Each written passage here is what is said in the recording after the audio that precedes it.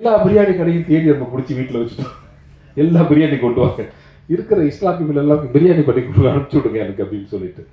So அது பண்ண வேலை தான். கொஞ்சம் ஓட்டேன் நான் வந்து தெரியுதா என்ன போட்டது இருக்குதா? தேங்க்யூ, நன்றிங்க, நன்றி. நீ சொன்னதால வந்து எப்போ சொன்னதால ஏன் மனசுக்கு இவ்வளோ மகிழ்ச்சி பாருங்க.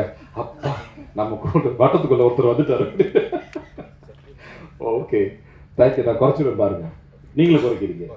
ஓகே, அதனால இந்த படம் வந்து உங்களுக்கு வழக்கமான சொல்றதா, நல்ல படம் தெரிஞ்சால் நீங்கள் நல்லதை எழுதுங்க. இது வந்து நிச்சயமாக நல்ல படம். சென்னை சிட்டி கேங்ஸ்டர்ஸ் அப்படின்னா இது ஒரு அழுத்தமான படம் கிடையாது. எல்லாரும் சொன்ன மாதிரி ரொம்ப ஜாலியான படம் தான்.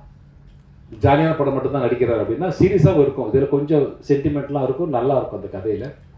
இந்த படம் நடித்து முடிஞ்ச உடனே இடுப்பெல்லாம் வந்து இப்போல்லாம் கரெக்டுன்னு சத்தம் வரும்.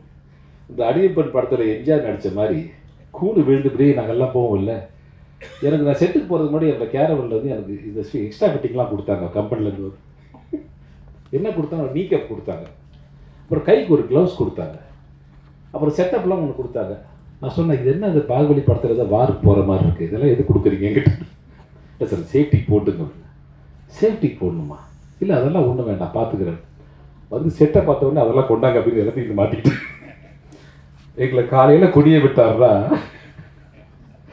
போதை எங்களை விட்டுறாரு அளவுக்கு டைரக்டர் வச்சு, சார் அப்படியே வாங்க சார், இங்கே வாங்க, இங்கே ஒரு சீன் சார், அங்கே ஒரு சீன் சார், இங்கே ஒரு சீன் சார் சொல்லிட்டு எடுத்துக்கிட்டே இருப்பார். ஸோ நல்லாயிருக்கும். இது வந்து ஒரு என்டர்டெயின் மூவி, ஒரு ஜாலியான மூவி, மன அழுத்தத்தை போக்குவதற்கான ஒரு நல்ல படம்.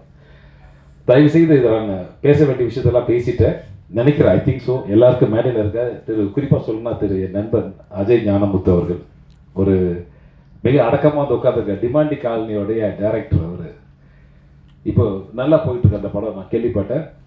என் அன்பு தம்பிக்கு என் மனமார்ந்த வாழ்த்துக்கள். நான் கோபுராவோட ஜாயின் பண்ணி ஒர்க் பண்ணோம். நிறைய ஃபேமிலி ஃப்ரெண்ட் ஆகிட்டார். Is my good friend.